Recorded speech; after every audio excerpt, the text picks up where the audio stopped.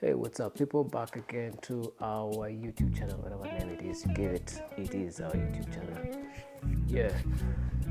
So, Leo, today I want to handle something that is a contention or a very, very interesting question that I keep getting from friends, yeah, and people from back at home.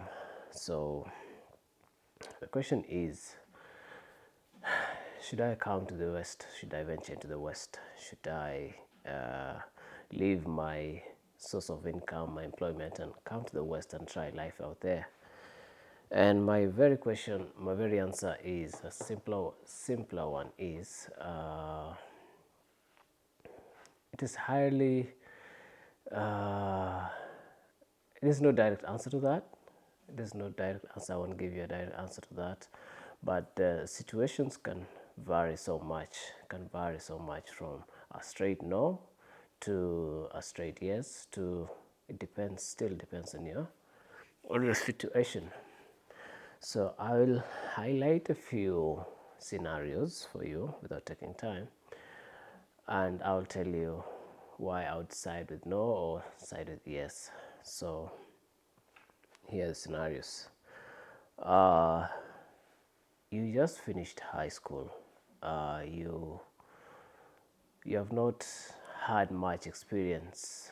You just came from your pocket money from your dad and mom. You just came from just good upbringing, and everybody in your village is going to Aussie, going to England, going to Britain, going to Finland. Should you go to? Uh, should you come? Should you make a choice of coming? Uh, so I'll say no. I'll advise the parents highly no, unless you know your child is very responsible. You know your son is very responsible, and you can trust them out there. You can trust them out there. You know how you brought up your kid. If you know you can trust them to be out there by themselves, you're not sending them to learn on their own. You already done the groundwork. Then go for it. Go for it. Otherwise utapata kila anasema atafunzwa na ulimwengu. If number two, we have these guys wenye wamemaliza kole, umekuja kahasol ama ndio umemaliza tu uni, then you're just starting life. Those are the prime members. I would say yes, yes, and yes, and yes, and yes. No discussion. But opportunity msewe kuja, this is the best place you can start life, because what is here?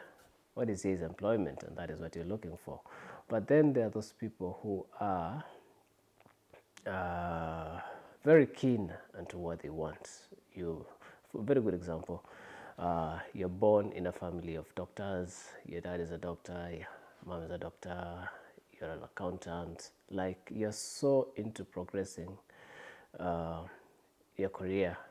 Like, you have a vision of becoming that great lawyer, and Aussie, England, wherever you go, those people don't really, unless you are coming to extend the education, do your masters, do your PhD, and stay focused to achieving that. But here, it doesn't really, it doesn't give you that environment to develop professionally. That, I would say that blatantly. It doesn't give you that opportunity to develop or have that career progression to what you really love doing.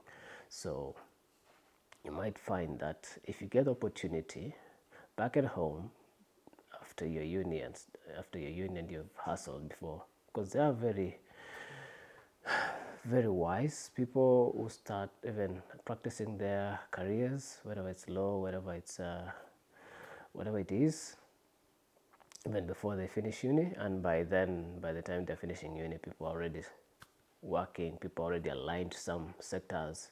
So if you are that kind of person, that bright person, then coming to this place really, it's just a setback to your career. But then we have that, the general population of us, so it comes to a point where you just want to make money, you just want to make it in life, man. And when you look at back, you look at your career, you did fish, and fish and what? Fish and marine, a degree in fish and marine and whatever, aquatic. And wherever you're coming from like Turkana and those dry areas where there's no fishes and stuff, or you're coming from Wazingishu like me. So you just trying to find something to hold on, yeah. So at that point, that's what I'm telling you. If you are able to come to Aussie, you're just prime. Come wherever you want to go, you're just prime, man, because it will give you employment, it will give you that income that you want, and yeah, you have the opportunity to be whatever you want to be here. And then there's this kind of group who are they're already in their professions. We have teachers, we have doctors, we have office workers, wherever you're working in, your accountants, your procurement officer, wherever you're working, your lecturers. And your career is promising, there is career progression, you've been moving from one post to the other, you've been getting your promotions, and you're that visionary, you're looking to getting better and better in your career.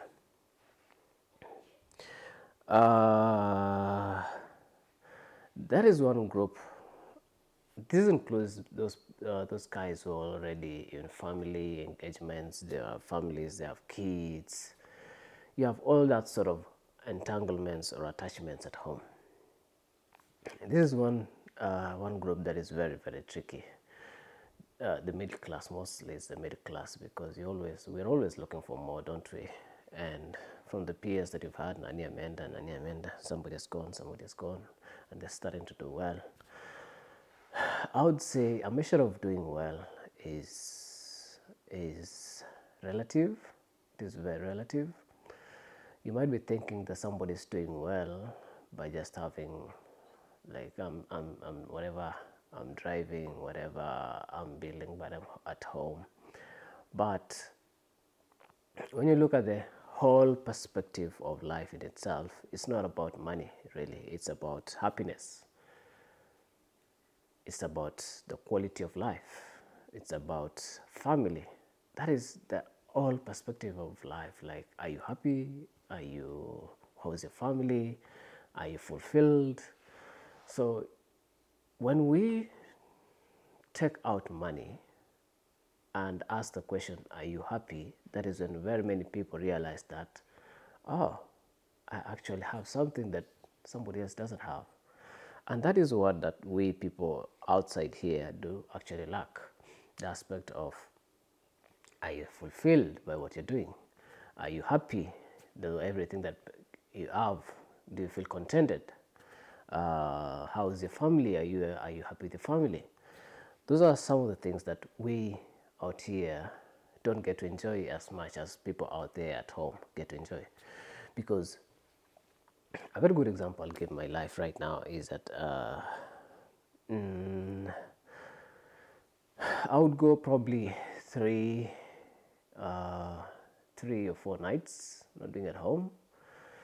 I would be there probably in the morning, and in the morning that means my son has already gone to school, and at night by the time they're coming back I'm already gone. So I'm only here sometimes when they're at school. That's 3 nights, and the next 3 nights I'm here is I'm preparing them to go to school. Then I'm here quite some time of the day, and then I'm going to work again, and then mom comes in. And for their mom, almost the same thing. You're at home 3 nights, or maybe 3 nights, you're away 4 nights. And so probably 1 or 2 days in a week do our kids can tend to feel our presence, because mom is here today, tomorrow dad is here today, tomorrow it's just mom, tomorrow it's just dad, tomorrow, like, we don't get to enjoy that family gathering together. We don't get to enjoy being there with kids, having dinner, having programs at home, having if family is your greatest thing, is your greatest joy, then the Western world is not your friend. because you're gonna choose. I always tell my friends that it's about a choice of you either work, pay the bills, or you stay at home and the bills go after you. So it's a choice. It's a trade-off. You can get both of them. You cannot get both of them, and that is what I was telling you. Those the kind of age that really prime to be here is the people who have just finished their colleges. These are people who are single. These are people who are still looking for direction in life. These are people who already, some of them made up what they want to do. Some of them are still looking for what to do, and they have all the time for themselves, you know. You can work throughout the day, you can work throughout the night. Nobody cares about you. But once you have a family that is close to you, it is very, very hard to have both ends. You can't. You can't. It's just a give and take. If you come here, you lose your family. If you come here, work, you lose one part of the family. If you come here, stay with the family, you have to pay the bills. You're caught up. So it's a trade-off. So I get very many messages asking me, Bethel, I'm thinking of coming to Aussie. I have my 2 or 3 kids in my family, definitely. What do you think? That question is very tricky because at the same time, I wouldn't want to tell you, no, don't come. But I just want to tell you that it's a trade-off. It's one thing that you have to choose. Some people say that I'm coming there because I want to make the life of my kids in future better. But when you look at it, you don't wanasema samaki mkunje angali mbichi, sivyo? When you say you want to give your kids a better life in the future, what do you mean? What do you mean? Do you mean getting vast wealth for them, acquiring wealth for them, creating because I intend to create a big something to live for them, a name to live for them. So a good inheritance, is that what you want? But at the end of the day, when you're gone, what will they say about you? What will they really admire about you? What do they how would they live after you're gone? That is what I'm getting to. How would they live? Would they be able to survive on their own? Would they be able to say, this is what we learned, this is what we continue from our family? Or will they just be lost because they don't know what to do? You took care of them well, and now they don't know what to do when you're gone. So as you consider coming to Aussie, I want you to consider such things. I want you to consider, do you really want to do it? Is it the money pushing you, or is it the fulfillment in life that is pushing you?